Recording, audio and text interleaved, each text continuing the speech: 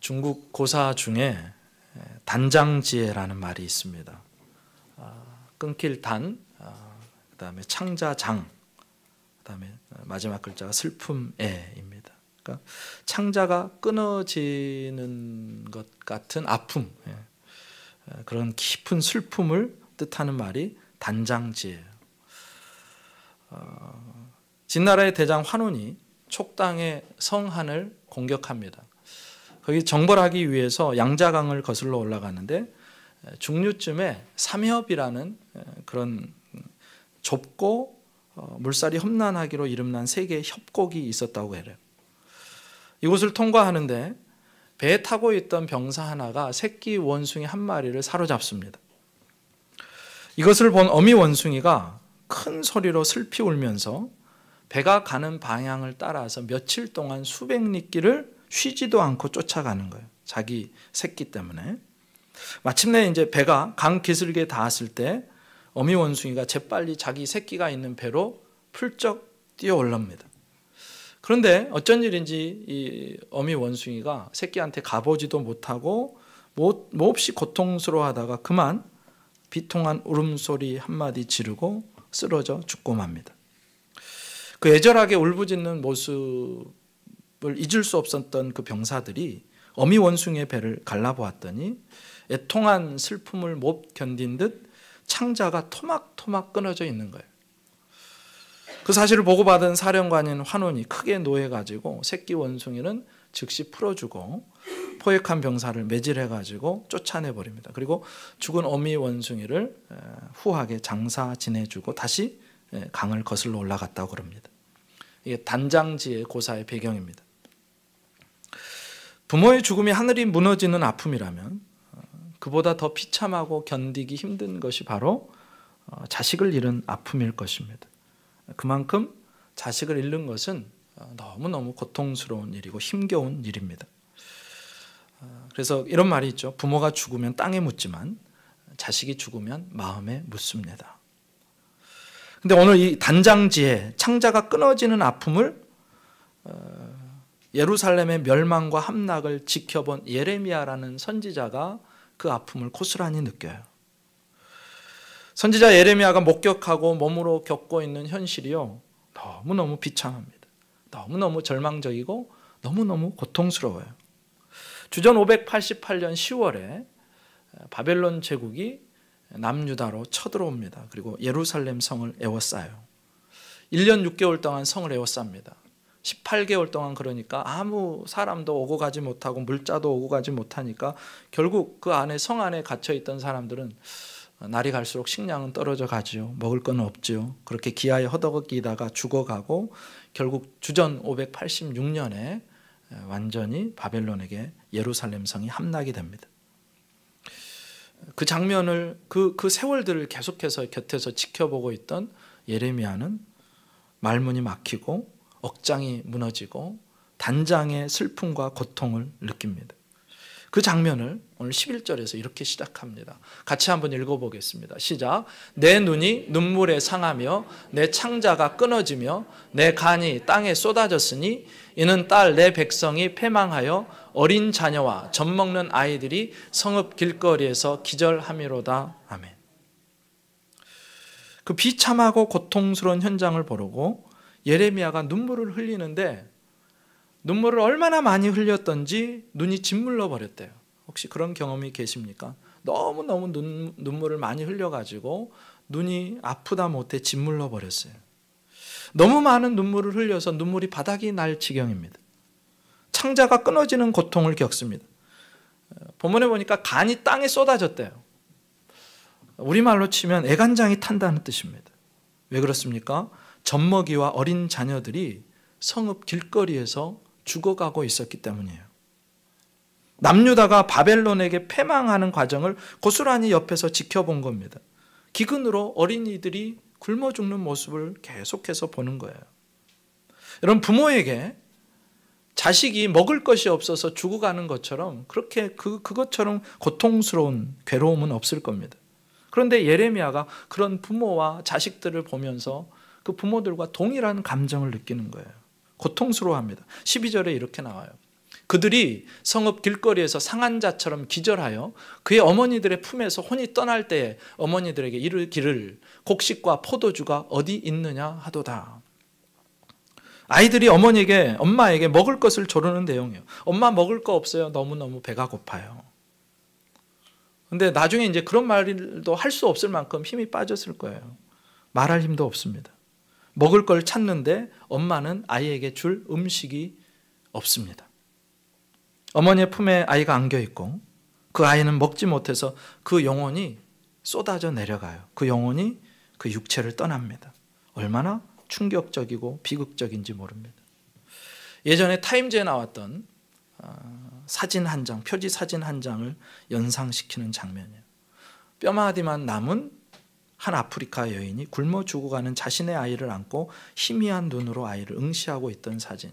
이 사진은 그 사진은 아닌데요. 기아로 허덕이다가 7세에 죽었던 예멘의 한 어린이라고 그럽니다. 다른 사진 한번 보여주실래요? 네. 얼마나 굶었는지, 얼마나 먹을 것이 없는지 참혹합니다. 예레미야가 이런 아이들의 모습을 보면서 계속해서 괴로워하고 눈물을 흘리고 창자가 끊어지는 것 같은 고통을 갖고 간장이 타는 거예요. 애간장이 타는 겁니다. 그 모습을 보고서 위로하려고 하는데 위로할 말이 떠오르질 않아요. 13절에 이렇게 나와요. 딸 예루살렘이여 내가 무엇으로 내게 증거하며 무엇으로 내게 비유할까? 처녀 딸 시온이여 내가 무엇으로 내게 비교하여 너를 위로할까? 너의 파괴됨이 바다같이 크니 누가 너를 고쳐줄 소냐? 이런 고통당하는 사람을 위로하는 한 방법이 있는데 자기 자신이나 다른 사람이 겪은 그 비슷한 고통을 나누거나 아니면 그 사람의 고통에 견줄 수 있는 다른 불행 이야기를 들려주는 겁니다. 그래서 그 이야기를 듣고 나만 이런 고통을 당하는 게 아니구나. 나 혼자만 이렇게 고통스러운 게 아니구나. 그걸 확인시켜 주는 거죠. 그런데 예레미야는 그 상황을 보고 그 죽어가는 아이들의 모습을 보고 그것과 견줄 만한 어떤 일도 생각해내지 못해요. 내가 너를 무슨 말로 위로할 수 있을까? 내가 너를 무슨 말로 위로해 줄 수 있을까? 너를 무엇에 견주겠는가? 답이 없어요. 예레미야에게는 답이 없어요. 위로할 만한 어떤 이야기도 떠오르지 않습니다. 왜냐하면 그의 파괴됨이 바다같이 크니 누가 너를 고쳐줄 소냐? 너무너무 심각해서 고칠 수가 없는 그런 지경에 빠져 있기 때문에. 그러면 왜 예루살렘의 유다 백성들이 이런 지경에까지 떨어졌을까? 너무너무 고통스러운 지경, 비참하게 무너지고 도륙당하고 저주스러운 광경을 그렇게 목격해야 했을까? 그 이유를 14절에서 이렇게 설명합니다. 내 선지자들이 내게 대하여 헛되고 어리석은 묵시를 보았으므로 내 죄악을 드러내어서 내가 사로잡힌 것을 돌이키지 못하였도다. 그들이 거짓 경고와 미혹하게 할 것만 보았도다. 거짓 선지자들의 잘못을 지금 책망합니다. 그들이 허무맹랑한 예언을 백성들에게 했다는 거예요. 백성의 죄악을 드러내고 하나님의 진짜 말씀을 전해줘야 되는데 백성이 듣고 싶어하는 이야기만 선지자들이 했다는 거예요. 그 거짓 선지자들이 백성의 마음을 훔칠 만한 이야기만 했습니다. 마치 자기들이 하나님의 마음과 뜻을 알아낸 것처럼, 마치 자기들이 엄청난 환상을 본 것처럼 가장해서 이야기하는데 다 거짓말이었다는 거예요. 그렇게 백성들을 안심시켰다는 것입니다. 지금 백성들의 죄를 지적해 줘야 되는데 너희들 이대로 가면 망한다. 죄를 지적해 줘야 되는데 이 선지자들이요, 우리는 평강하다. 하나님이 도와주신다. 거짓 평강을 선포한 겁니다. 회중들의 귀는 즐겁습니다. 거짓된 위로와 평강 때문에 즐거워요. 그런데 하나님 앞에서 심판의 날이 점점 다가오고 있는 거예요. 그러면 왜 그 거짓 선지자들이 예루살렘에서 남유다에서 그렇게 득세했을까? 왜 사람들이 그들을 그대로 놔뒀을까? 디모데후서 4장 3절부터 4절에 그 실마리를 알 수가 있어요. 말세의 때가 이르니 사람이 바른 교훈을 받지 아니하며 귀가 가려워서 자기의 사욕을 쫓을 스승을 많이 두고 또 그 귀를 진리에서 돌이켜 허탄한 이야기를 쫓으리라. 사람의 본성은 오늘이나 예레미야 시대나 똑같았습니다. 바른 말을 하면 듣기 싫어합니다. 진리를 말하면 듣기 싫어합니다. 거짓 선지자가 많아지는 거는요, 그만큼 수요가 많았다는 뜻이에요. 그러니까 수요가 있기 때문에 공급이 있는 법이잖아요. 죄를 책망하고 하나님의 말씀을 바르게 가르치면 듣기 싫어해요. 그러니까 선지자들이 어떻게 됩니까? 듣기 좋은 말을 계속해서 하는 겁니다. 진짜 선지자라면 백성들의 죄악을 드러내고 하나님의 심판을 경고하고 백성들이 회개하게끔 만들고 삶을 돌이키게끔 하나님께로 돌아가게끔 만들어줘야 되는데 그러지 않았다는 거예요. 네? 백성들도 한몫을 했다는 것입니다. 백성들이요, 그런 말이 듣기 싫은 거예요. 자기의 욕망과 욕심에 부합한 말을 해주는 그 거짓 선지자들을 계속해서 찾는 거예요. 그러니까 지금 예루살렘이요, 유다 백성들이 거짓 선지자들 때문에 망했는데, 그런데 거기에는 그 선지자들을 용납해주고 받아들여주고 그 메시지를 분별하지 못했던 백성들의 문제가 또 한켠에는 있었다는 얘기입니다. 여러분, 유다가 최종적으로 멸망을 당하기 전부터, 수십 년 전부터 이스라엘에 다른 많은 예언자들이 있었어요. 근데 거짓 예언자들은요, 죄를 밝히지 않습니다. 회개하라고 소리치지 않아요. 하나님께 돌아오라고 외치지 않습니다. 그저 너희는 평강하다, 하나님이 우리와 함께 계신다, 그걸로 끝이었어요. 예레미야가요, 반복적으로 외친 유명한 말씀이 있습니다. 예레미야 6장 13절 14절.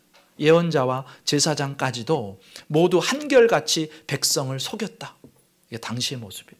백성이 상처를 입어 앓고 있을 때 중하지 않은 것처럼 그 상처를 싸매며 괜찮다, 괜찮다 하고 말하지만 괜찮기는 어디가 괜찮으냐. 예레미야가 열불이 나서 지금 얘기하고 있는 겁니다. 백성들이요, 참 선지자였던 하나님의 말씀을 전하는 자기의 말은 듣지 않고 거짓 선지자들의 그 평강하다 평강하다는 말만 듣고 있을 때 예레미야 그 모습을 보고서 어디가 괜찮냐는 거예요. 어디가 괜찮냐. 진리의 말씀을 전해준 참 선지자는 부정하고 거짓과 평강과 거짓 복을 외치는 거짓 선지자들을 받아들인 유다 백성들의 당한 몫이었습니다. 그러니까 유다 백성들이요, 거짓 선지자들을 이렇게 떠받들면서 참 선지자, 그리고 진짜 하나님의 말씀을 전하는 사람을 비웃습니다. 무시합니다. 경멸합니다. 죽이려고 해요. 유다 백성들이 예레미야에게 했던 일을 한번 생각해 보세요. 하나님의 말씀을 선포하는 예레미야를요, 제사장과 선지자들이 죽이려고 해요. 이를 갑니다. 선동질을 해요. 심지어 고향 아나도 사람들도 하나님의 말씀을 선포하는 예레미야를 죽이려고 해요. 예레미야에게 누명을 씌웁니다. 그리고 때려요. 예레미야를 무척이나 때립니다. 심지어는 뚜껑 씌운 구덩이에 던져버려요. 먹을 것도 주지 않습니다. 감옥들에 가두고 먹을 것을 주지 않아서 거의 죽어가요. 예레미야가 진창 속에 던져집니다. 결국 하나님께서는 당신의 말씀을 들고 전한 그 선지자를 그렇게 멸시하고 그렇게 경멸했던, 그리고 거짓 선지자들만 환영했던 예루살렘에, 유다에 비참한 심판을 내리시는 거예요. 하나님의 사람은요, 하나님의 말씀을 있는 그대로 전해야 되고, 또 그 말씀을 받는 하나님의 백성은 있는 그대로 죄를 책망하면 죄를 토설해야 내야 되고, 또 하나님이 이렇게 돌아서라고 하면 돌아서면 되는 것입니다. 그게 하나님을 존중하는 거예요. 근데 유다 백성들이 그러지 못했다는 거예요. 사무엘상 2장 30절 알고 있는 우리 유명한 말씀 있잖아요. 같이 읽습니다. 시작. 나를 존중히 여기는 자를 내가 존중히 여기고 나를 멸시하는 자를 내가 경멸히 여기리라. 하나님의 말씀을 있는 그대로 전하는 예레미야를 멸시한다. 예레미야를 조롱한다. 예레미야를 죽이려고 한다. 그건 하나님을 죽이려 하는 것이고 하나님을 멸시하는 것이고 하나님을 그렇게 비방하는 것입니다. 말씀을 말씀으로 듣지 않는 거예요. 그러니까 예레미야에 대한 백성들의 태도는 그것이 곧 하나님에 대한 백성들의 태도였습니다. 그들이 그렇게 하나님을 무시하고 하나님을 경멸합니다. 존중하지 않습니다. 그래서 그들은 그대로 받습니다. 무서운 이야기입니다. 참혹한 상황, 지옥 같은 상황을 받습니다. 내가 하나님의 말씀을 무시하고 경멸하고 하나님의 선지자를 무시하고 경멸했더니 그대로 똑같이 받는 거예요. 아니, 더 크게 받습니다. 그래서 이들이요, 나그네들로부터 적국 그 원수들로부터 어떤 대접을 받는지가 15절 16절에 이렇게 나오는데 15절 먼저 읽습니다. 모든 지나가는 자들이 다 너를 향하여 박수치며 딸 예루살렘을 향하여 비웃고 머리를 흔들며 말하기를 온전한 영광이라 모든 세상 사람들의 기쁨이라 일컫던 성이 이 성이냐 하며, 이게 무슨 말이냐 하면 파괴된 예루살렘을 지나가는 모든 자들이 그 예루살렘의 폐허 대참사를 보고도 손뼉을 치면서 기뻐한다는 거예요. 와, 잘됐다. 와, 잘됐다. 나그네들이요 동정해 주기는커녕 통쾌해합니다. 비웃습니다. 멸시합니다. 예루살렘이요 세상의 비웃음거리, 조롱거리가 되었다는 거예요.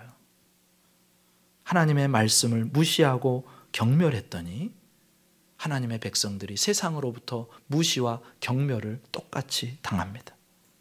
하나님의 말씀을 존중하지 않았더니 세상으로부터 경멸이 여김을 당합니다. 역대하 36장 16절에도 이런 말씀이 있어요. 그의 백성이 하나님의 사심들을 비웃고 그의 말씀을 멸시하며 그의 선지자들을 욕하여 여호와의 진노를 그의 백성에게 미치게 하여 회복할 수 없게 하였으므로, 하나님이 보내신 사신들, 하나님의 선지자들, 하나님의 말씀을 전하는 자들을 무시하고 경멸하고 말씀을 멸시하니까 하나님께서 그들에게 그대로 갚아주시는데 회복이 불가능하게 갚아주시더라는 거예요. 예루살렘이 세상의 조롱거리와 비웃음거리가 됩니다.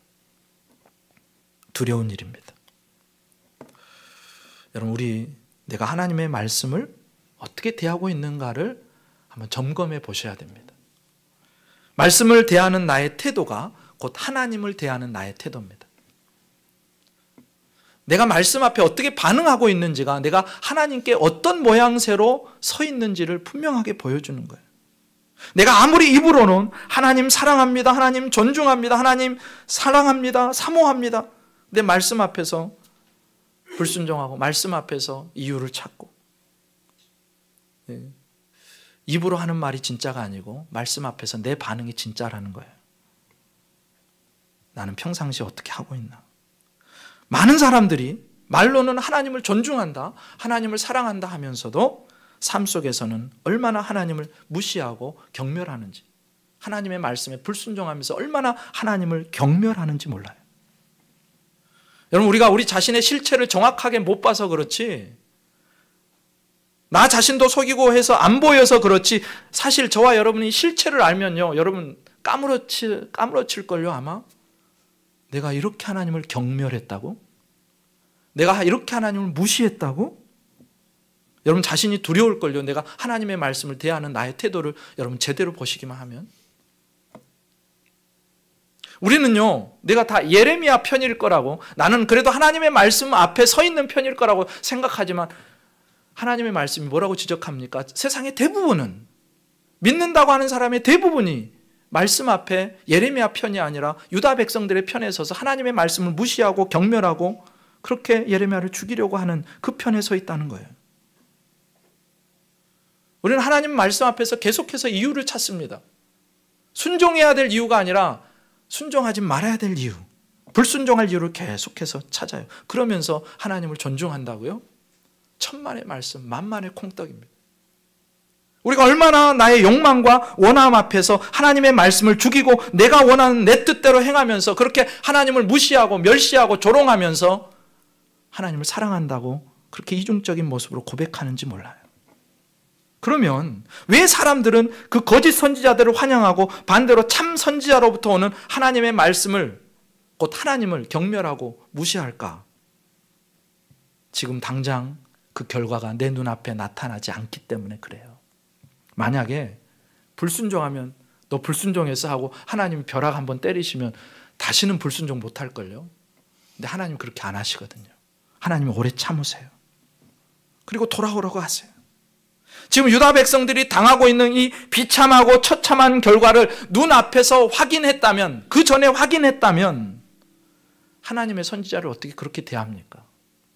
어떻게 예레미야를 때리고 가두고 모함하고 그리고 먹을 것도 주지 않고 그렇게 핍박합니까? 그럴 수가 없죠. 말씀을 통해서 말씀을 듣지 않아서 그런 겁니다.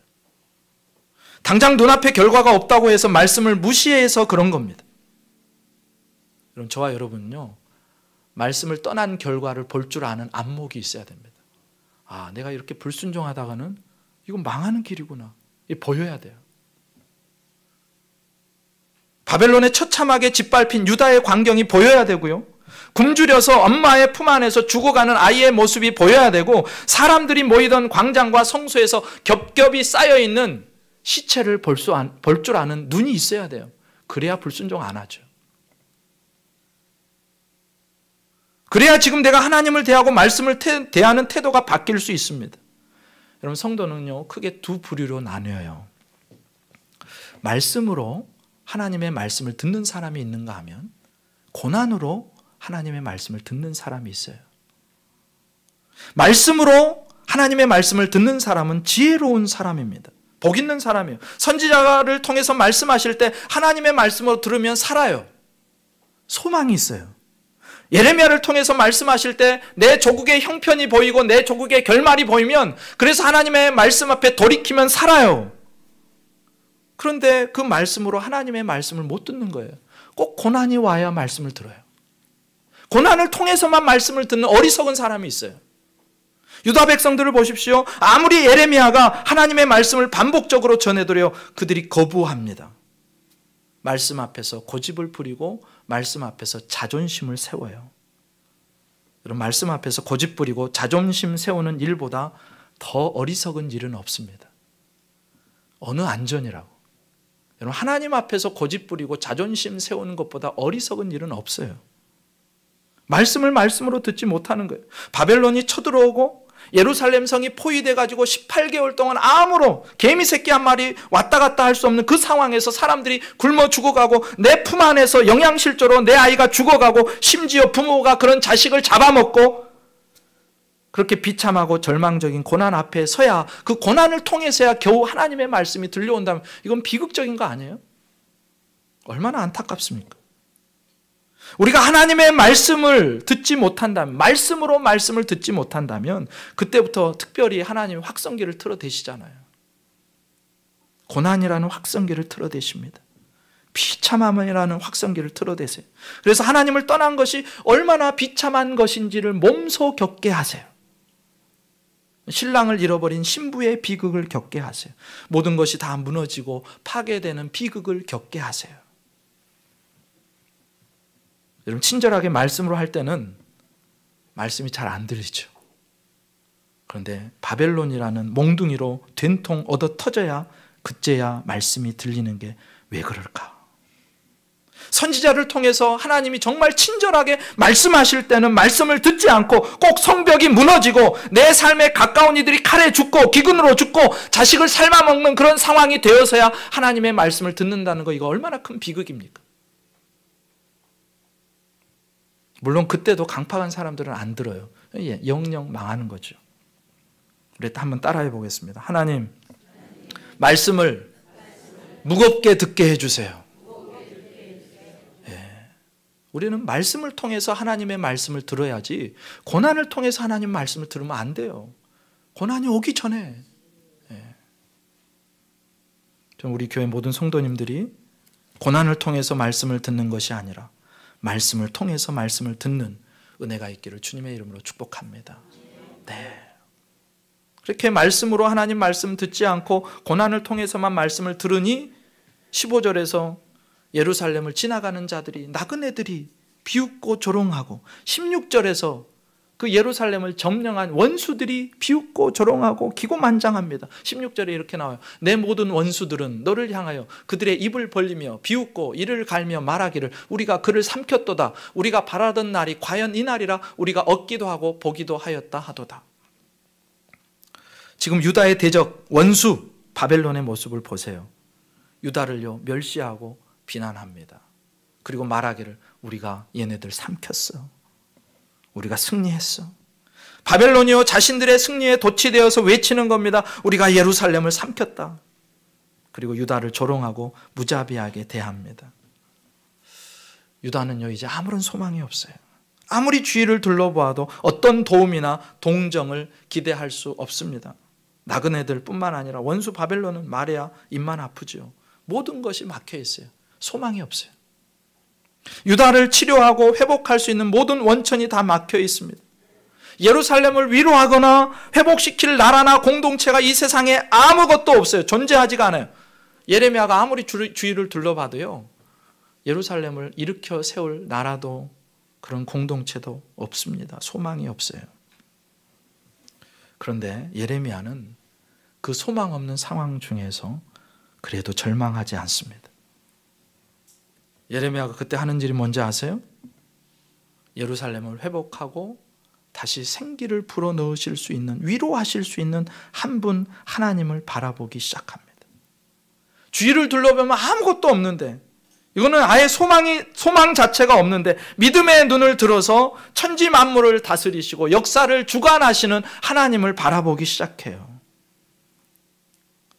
고난을 통해서 드디어 하나님의 말씀을 듣게 된 하나님의 백성들에게 예레미야가 뭐라고 하는지 아세요? 하나님을 인정하래요. 하나님을 인정하라. 하나님의 주권을 인정하라. 17절에 이렇게 나옵니다.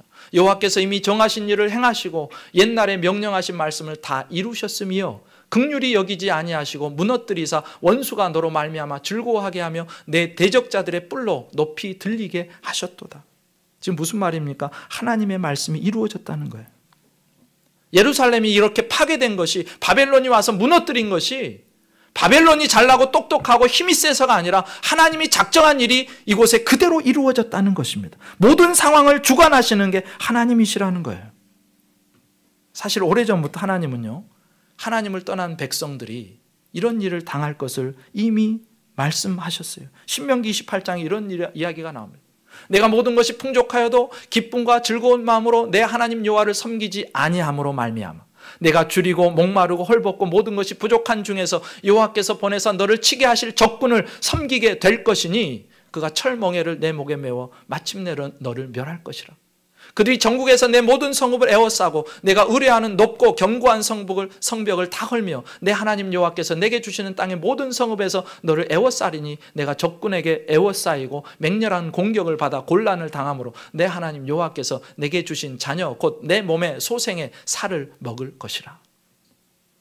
이미 모세의 시대에 하나님을 떠난 백성은 이렇게 될 거라고 말씀하셨고 하나님은 지금 유다 백성들을 향해서 예루살렘 성령을 향해서 이 말씀을 그대로 이루어 가고 계신 거예요. 하나님의 말씀이 성취된 겁니다. 유다 앞에서 바벨론의 뿔이 높이 들린 것, 바벨론이 승리한 것, 바벨론이 힘이 세서가 아니고 하나님의 심판이었다는 거예요. 바벨론은요, 하나님의 손에 들려진 몽둥이였고 칼이었습니다. 이게 의미하는 바가 무엇입니까? 현재 유다의 비참한 상황과 멸망이 하나님께로부터 온 거라는 얘기입니다. 심판이 하나님께로부터 왔다. 그러니 회복 또한 누구로부터 올 수 있어요? 회복 또한 하나님께로만 오는 거예요. 망하는 것도 하나님의 손 안에 있고 회복도 하나님의 손 안에 있다. 모든 상황을 주관하시는 하나님을 바라봐라. 그 하나님을 인정해라. 그 폐허를 바라보는 예레미야의 첫 일성입니다. 여러분, 유다가 회복되는 길은요, 하나님뿐이에요. 하나님의 백성이 살 길은 하나님뿐입니다. 유다 백성만이 아니에요. 하나님은요, 지금도 온 세상을 주장하시고 통치하세요. 하나님은요, 역사 속에서 하나님의 말씀을 성취해 가세요. 세상을 보면요, 권력자들이, 그리고 돈 많은 자들이, 아니면 강대국들이 세상의 역사를 써내려가고 있는 것 같지만 오직 하나님만이 역사의 저자 되시고 주인 되시고 주관자 되십니다. 그래서 우리가 살 길은 다른 데 있지 않아요. 절대 주권을 가지고 역사를 써내려 가시는 하나님 앞에 엎드리면 되는 거예요. 다른 곳에는 답이 없습니다. 오직 하나님께만 답이 있어요. 하나님의 주권과 섭리를 인정하고 하나님의 말씀 앞에 엎드리는 것만이 사는 길이에요. 여러분, 내 삶의 성벽이 무너지고 기근이 오고 내 삶의 육신이 무너지고 신랑을 잃어버린 신부의 비참함이 왔을 때 그때 우리가 가장 먼저 해야 되는 최우선의 일은 그 하나님을 인정하고 그 하나님을 찾는 길입니다. 여러분, 세상이 주는 답은요, 임시 방편이에요. 거짓 답이 많습니다. 근데 하나님께만 진짜 답이 있어요. 그래서 오늘 예레미야는요, 그 하나님을 인정하고 뭐를 하라고 하느냐, 18절 19절에 이렇게 권고합니다. 그들의 마음이 주를 향하여 부르짖기를 딸 시온의 성벽아, 너는 밤낮으로 눈물을 강처럼 흘릴지어다. 스스로 쉬지 말고 내 눈동자를 쉬게 하지 말지어다. 초저녁에 일어나 부르짖을지어다. 내 마음을 주의 얼굴 앞에 물 쏟듯 할지어다. 각 길 어귀에서 주려 기진한 내 어린 자녀들의 생명을 위하여 주를 향하여 손을 들지어다 하였도다. 간단히 말해서 기도를 회복하라는 말입니다. 하나님께 부르짖어라. 18절 19절에서요 예레미야가 기도를 권고하는데 기도에 관한 7개의 동사를 써요. 그 7개의 동사 5개는요 명령형이고요 2개는요 금지형입니다. 눈물을 강처럼 흘릴지어다. 초저녁에 일어날지어다. 부르짖을지어다. 네 마음을 주의 얼굴 앞에 물 쏟듯 할지어다. 주를 향하여 손을 들지어다. 스스로 쉬지 말고 내 눈동자를 쉬게 하지 말지어다. 여러분 7이라는 숫자는요 혼신을 다하라는 뜻입니다. 재앙이 하나님께로부터 왔기 때문에 심판에서 벗어나는 길은요 하나님께 돌아가는 방법밖에는 없어요. 여러분 모든 과정을 몸소 겪고 눈으로 보고 있는 예레미야가 생각할 때 하나님께 돌아가는 길은, 회복할 수 있는 길은 기도밖에 없더라는 거예요. 눈물을 강처럼 흘릴지어다. 여러분 우리가 하나님 앞에서 살 수 있는 길은요 우는 길밖에 없습니다. 여러분 눈물을 회복할 수 있기를 주님의 이름으로 축복합니다. 하나님은요 눈물의 기도를 들으세요. 눈물로 씨를 뿌리는 기도는요 반드시 기쁨의 응답의 열매를 맺습니다. 그래서 우리가 할 일이 있다면 하나님 앞에 나와서 울어야 돼요. 무작정 우세요. 내 백성을 위해서 울어야 되고요, 내 자녀들의 장래를 위해서 울어야 되고요, 내 가정을 위해서 울어야 되고, 우리 교회를 위해서 울어야 되고요, 나라와 민족을 위해서 울어야 되는 겁니다. 여러분 이 시대가 필요로 하는 사람은요 잘난 사람, 똑똑한 사람이 아니고 하나님 앞에 나와서 그 시대를 놓고, 그 상황을 놓고, 그 사람을 놓고 처절하게 우는 사람, 그 사람이 필요한 거예요. 눈물의 사람이 필요해요. 여러분 우리의 눈물이 회복되면 우리의 삶과 우리의 자녀들도 회복될 줄 믿습니다. 우리의 눈물이 회복되면 우리 교회가 더 큰 은혜를 경험하게 될 줄 믿습니다. 이 시대는요 눈물을 잃어버렸어요. 하나님 앞에서 애통을 잃어버렸어요. 우리 자녀들이 영적으로 다 무너졌는데 부모가 눈물 흘리지 않으면요 아이들이 살 길이 없어요. 따라합시다. 울어야 삽니다. 울어야 삽니다. 여러분 믿습니까? 네, 울어야 삽니다. 울어야 살아요. 여러분 주전 586년 바벨론에 의해 무너져 내린 예루살렘만 심각하고 비참한 상황에 처한 게 아니에요. 우리 세대와 우리 시대가 그렇습니다. 아니 그때보다 더하죠. 다른 게 하나도 없어요. 영적으로요 우리 아이들이 얼마나 굶주려 있는지 몰라요. 하나님의 말씀을 듣지 못해서 영적으로 굶주려 있어요. 세상의 학문, 세상의 가치관들 얼마나 많이 배웠어요. 얼마나 많이 그 안에 쌓아놓고 있습니까? 그런데 정작 그 영혼을 살릴 하나님의 말씀이 우리 아이들의 심령에 없어요. 기갈이에요. 기근이에요. 기근. 여러분 바벨론이라는 세상의 공격을 막아낼 영적인 성벽들이 지금 다 무너져 내리고 있습니다. 바벨론의 가치관, 바벨론이 가르치는 2가지 특징이 있어요. 음란과 사치의 문화. 이게 바벨론이에요. 이게 세상이에요. 음란, 사치, 타락한 문화, 거짓된 가치관의 공격으로 우리 아이들의 영적인 성벽이 지금 어떤 부분은요 다 무너져 내린 부분도 있어요. 무너져 내리고 있고요. 성적인 문화, 마약, 술, 쾌락의 문화, 폭력적이고 말초 신경을 자극하는 문화, 극단적인 이념, 편향 무너져 내리고 있어요. 하나만 예를 들어볼까요? 여러분 성 정체성에 대한 이야기입니다. 2014년에 벌써 페이스북에 성별 옵션이 58개였습니다. 성별이 뭐냐면 남자, 여자 그 성별 옵션이 58개였다니까요. 이분들이 놀라지도 않으시는데 여러분 하나님께서 창조하신 성별은 2가지입니다. 남성과 여성이에요. 그런데 그 남성과 여성 말고도 커스텀이라 그래가지고 너희 마음대로 골라 해서 커스텀이라 그 쭉 나온 나열한 리스트가 56개입니다. 벌써 10년 전에 미국에서 그런 일들이 일어났어요. 남성, 여성으로는 내 성 정체성을 규정할 수 없다. 그래서 선택 항목이 56개. 이게 바벨론식 교육입니다. 세상 교육의 영향이에요. 하나만 예를 들어볼게요. 바이젠더라고 있습니다. 남성이 있고 여성이 있고 바이젠더가 있어요. 바이젠더는 뭐냐? 한 사람이 남성과 여성의 성 정체성을 동시에 갖고 있을 경우에 바이젠더라 그래요. 상황에 따라서 의식적으로 혹은 무의식적으로 성 정체성을 자기가 전환합니다. 그러니까 나는 지금 잠깐 기분이 좋을 때는 남자였다가 내 기분이 이상하면 나는 여자야. 이제 나 여자 할 거야. 그러면 이 사람은 여자인 거예요. 세상에 볼 때. 자기의 느낌과 감정과 쾌락을 위해서 남자가 되고 싶을 때는 남자, 나는 남자야. 여자가 되고 싶을 때는 난 여자야. 기분에 따라서 자기의 성별을 결정하는 말도 안 되는 일이 지금 이 세상에 버젓이 일어나고 있어요. 심각하죠. 그게 56개입니다. 한두 개가 아니라. 여러분, 스웨덴에서는요, 엄마 아빠라는 말 대신에 부모 1, 부모 2라고 씁니다. 엄마 아빠라고 못 불러요. 부모 1, 부모 2예요. 어떤 나라에서는 벌써 법적인 성별이 있는데 그 법적인 성별을 내가 원하는, 나는 이제부터 남자이기를 포기합니다. 나는 여자입니다 하면 그냥 여자로 법적인 성별이 되는 거예요. 성전환 수술도 없이. 그런 세상에서 우리가 살고 있습니다. 우리 아이들이 이런 환경에서 자라나요. 지금 성벽이요, 영적인 성벽이 다 무너져 내리고 있고 어떤 부분에서 이미 다 무너졌어요.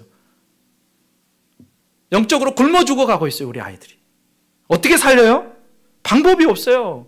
하나님 앞에서 눈물 흘리는 것밖에는 방법이 없어요. 또 예레미야가 우리에게 뭐라고 공고합니까? 기도하라고 공고하면서 초저녁에 일어나라. 초저녁에 일어나라. 저녁 기도회가 여기서 나왔나 봐요.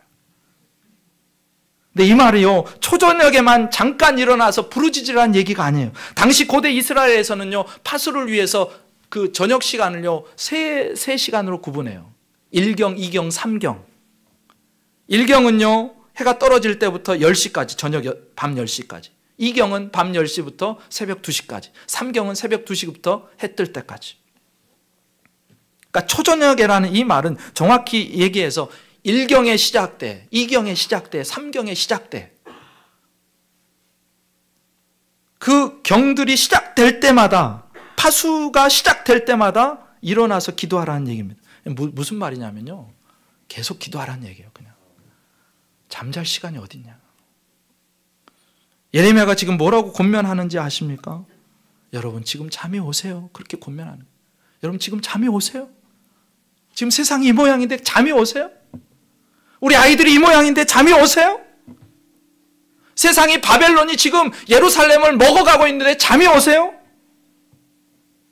예루살렘 성벽이 무너지고 성전은 불에 타고 아이들은 기근에 영양실조로 죽어가고 있고 수많은 사람들이 칼에 죽고 포로로 끌려갔는데 여러분, 지금 잠이 오세요? 예레미야의 얘기입니다. 마귀는요, 시도 때도 없이 쉬지 않고 그 바벨론에 타락하고 거짓된 문화를 동원해가지고 우리 다음 세대의 영적인 장벽들을 다 무너뜨리고 있고, 그래서 우리 아이들이 다 죽어가고 있고 영적인 기근에 빠져 있고 우리 자녀들이 마귀에 제물되고 있는데 잠이 오시냐는 거예요. 잠이 오시냐고요. 지금은요, 편하게 잠을 잘 때가 아니라 밤낮으로 깨어서 부르짖을 때라는 겁니다. 여러분, 내 자녀가 아직 예수님 믿지 않고 내 자녀가 말씀을 먹지 않아서 영적으로 기근 상태, 영적인 그 영양 결핍에 처해 있고 그래서 시름시름 죽어가고 있고 내 자녀가 하나님 앞에서 살아가지 않는 그 모습을 보면서도 신앙의 부모가 위기의식을 느끼지 않고 있다면 그 부모도 영적으로 죽어 있는 거예요. 아니, 그래도 우리 아들이, 우리 딸이 건강하고 돈 잘 벌고 그래서 이 땅에서 잘 사는 것 같으니까 괜찮은 것 같아. 그 문제의 심각성을 모르고 기도하지 않고 그 아이가 저 영원한 심판의 불못, 여러분, 그 심판의 불못에 떨어지면요, 바벨론이 예루살렘을 파괴했던 것과는 상상도 할 수 없는 고통과 그 몸부림이 기다리고 있다는 거 여러분 아세요? 잠이 와요, 진짜? 그 다음에 예레미야는요, 마음을 하나님 앞에 물을 쏟듯 쏟아내라고 합니다. 무너진 삶을 일으키고 망해버린 인생을 일으키는 그 기도는 하나님 앞에 내 마음을 쏟아내 놓는 기도라는 거예요. 여러분, 절박한 기도는요, 교양이 있고 세련된 문장 필요 없습니다. 말이 안 되면 그냥 울면 돼요. 그냥 그 마음 가지고 엉엉 우시면 됩니다. 표현할 수 없는 그 답답함, 안타까움, 절망, 비참한 마음, 그거 가지고 엉엉 우는 겁니다. 내 자녀가 죽어가고 있는데 살려주세요. 그거 못해요? 하나님 도와주세요. 그거 못해요? 하나님 우리 자녀 죽어갑니다. 도와주세요. 살려주세요. 부모는 이래야 되는 거 아니에요? 내 자녀가 죽어가고 있는데 그냥 바라만 보고 있어요? 여러분 17절부터 19절에서 예레미야의 공고를 듣고 20절부터 22절에서 시온 예루살렘의 백성들이 하나님께 기도해요. 어떻게 기도하는지 아세요? 있는 그대로를 하나님 앞에 쏟아내는 거예요. 하나님 보세요. 얼마나 비참한지 보세요. 하나님 여인이 자기가 낳은 아들을 먹고 있어요. 제사장과 선지자들이 보호받아야 될 성전에서 죽고 있어요. 다 죽었어요. 하나님 어째서 이렇게 긍휼 없이 우리를 도륙하십니까? 하나님 어떻게 이럴 수 있습니까? 주께서 사방으로부터 저주를 부르셔가지고 우리가 남은 자가 없습니다. 소망이 없습니다. 하나님 그러니 제발 좀 한 번만 우리를 살려주세요. 불쌍히 여겨주세요. 20절부터 22절의 기도의 내용 이런 기도예요. 다른 말 필요 없으면 하나님 살려주세요. 한마디만 하세요. 살려주세요. 그리고 우세요. 예레미야는요 계속해서 주님을 향해서 손을 들랍니다. 여러분 하나님 앞에 기도의 손을 높이 들 수 있기를 주님의 이름으로 축복합니다. 예. 모세가 손을 들면 여호수아와 이스라엘 군대가 아말렉을 이겨요. 세상을 이겨요. 근데 모세의 손이 내려가면 아말렉이 밀리기 시작합니다. 하나님의 군대가 밀리기 시작해요. 여러분 가정의 남편들이시오. 가정의 어머니들이시오. 여러분이 가정을 위해서 하나님 앞에 손을 높이 들어야 돼요. 하나님 살려주세요. 하나님 아니면 안 돼요. 우리 자녀를 구원해 주세요. 자녀가 시험에 빠지지 않게 해주세요. 우리 자녀를 악에서 건져주세요. 하나님 우리 자녀들이 바벨론의 음란과 사치의 문화에 빠지지 않게 해주세요. 하나님 우리 자녀들이 하나님의 말씀과 기도로 무장하고 바벨론을 정복할지언정 정복당하지 않게 하나님 나라의 정복자들이 되게 해주세요. 기도해야죠. 여러분 우리 교회의 자녀들만큼은 영적인 고아로 키우지 않기를 주님의 이름으로 축복합니다. 여러분 부모의 기도가 없는 자녀는요 영적인 고아예요. 그 부모 있으면 뭐합니까? 기도해 주지 않는데 그 아이에게는 영적으로 보면 부모가 없는 거예요. 기도가 없는 부모는요 부모 노릇 못하고 있는 겁니다. 그 자녀들이 영적인 아빠 엄마가 없는 자녀로 여러분 자녀를 키우고 싶으세요? 그래서 우리는요 나를 위해서 그리고 자녀들을 위해서 우셔야 돼요. 진짜로 울어야 돼요. 이 시대가 울지 않으면 살 수가 없습니다. 여러분 오늘 예레미야가 다 망가지고 무너지고 비참한 상태로 전락한 예루살렘의 유다 백성들을 향해서 끌려간 포로들을 향해서 권면하는 거예요. 여러분 웁시다. 지금 잠이 옵니까? 제발 웁시다. 하나님 앞에서 웁시다. 성벽이 무너져 내리고 영적으로 아이들은 기근에 빠져 있고 마귀는 물불 안 가리고 뛰어다니는데 지금 잠이 옵니까? 깨어서 우리 기도합시다. 하나님 앞에 손을 높이 듭시다. 이게 예레미야의 해법입니다. 분위기가 너무 가라앉아가지고 어떤 분이 기도에 대한 예화를 드는 걸 봤어요. 참 의미가 있어서 알려드립니다. 학교 채플이 있던 어느 대학교에서 있었던 일입니다. 수업 시간 전에 보통 다 아침 기도회를 했대요. 그 학교에서. 그럼 한 50명에서 60명이 모였답니다. 그래도 기도하는 걸 보면 영적으로 살아있는 학교인 것 같아요. 근데 크리스천이라고 해도 기숙사에는 있는데 아침에 일어나기 힘드니까 안 나온 애들이 있었나 봐요. 새벽에 안 나와요. 목사님이 그래요. 나와라 나와라. 아무리 해도 안 나와요. 근데 어느 날 이 친구가 아침 기도에 나왔어요. 그러면서 목사님께 하는 첫 마디가 뭐냐면 목사님 죄송합니다. 이 친구가 계속해서 안 나오다가 어려운 일을 만났나 봐요.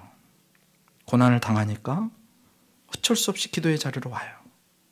근데 이 친구가 스스로를 생각할 때 자기가 좀 염치 없다 생각이 됐나 봐요. 뻔뻔하다는 느낌을 받았나 봐요. 그래서 목사님 보자마자 죄송합니다 한 거예요. 근데 그때 목사님 뭐라고 대답하냐. 죄송한 기도는 없다. 여러분 죄송한 기도는 없어요. 누가복음 15장 말씀을 소개했답니다. 탕자의 모습이 우리의 모습이에요. 탕자의 마음이 염치 없고 뻔뻔하고 죄송하다 그런 느낌이었겠죠. 탕자라면 저와 여러분이 탕자라면 아버지한테 가기 전에 얼마나 염치 없어요. 얼마나 뻔뻔하게 느껴져요. 얼마나 죄송해요. 근데 그 아버지의 태도를 보세요. 멀리서 자기 탕자가 오는데 아버지가 뛰어나가잖아요. 측은히 여겨서 목을 안고 입을 맞추고, 그 다음 아들이 나는 내 아버지 아들이 아닙니다. 그냥 종 중에 하나로 여겨주세요. 무슨 소리야? 제일 좋은 옷을 입히고 손에 가락지를 끼우고 제일 좋은 신을 신기고 살찐 송아지 잡고, 그 다음에 뭐라 그래요? 잔치를 베풀어라. 내 아들이 죽었다가 살아났다. 잃었다가 다시 얻었다. 너무너무 기쁘다. 하나님도 마찬가지라는 거예요. 그래서 죄송한 기도는 없는 거예요. 사실 탕자가 아버지에게 진짜 죄송해야 되는 건 뭐예요? 그 아버지한테 안 돌아오는 게 진짜 죄송한 거예요. 죄송한 기도가 어디 있습니까? 탕자를 기뻐하는 아버지같이 하나님이 우리의 기도를 기다리시고 계신데요. 죄송한 기도는 없어요.